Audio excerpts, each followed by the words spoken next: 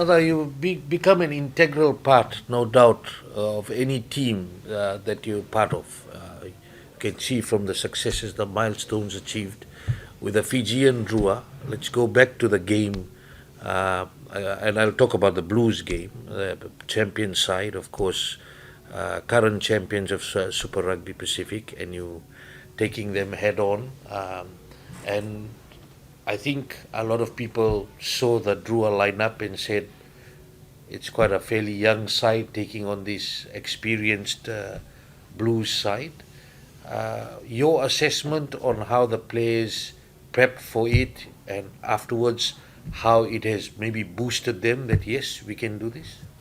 I think it was really exciting for the young boys. These two players made their debut against the Blues, Nawai and Melituni.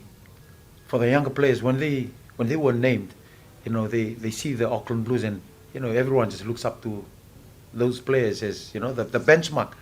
And as an athlete, you want to measure yourself against the world's best.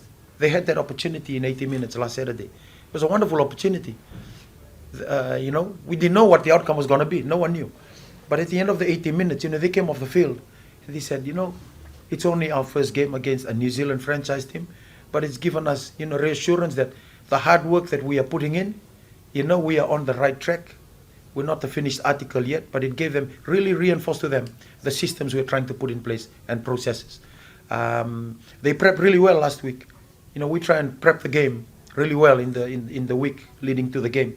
The coaches put in a lot of effort and emphasis on team review and also opposition preview to prepare the players. There's a lot of hard work, good work being done by the coaches in that space, just to prepare the players so that they are ready to level up.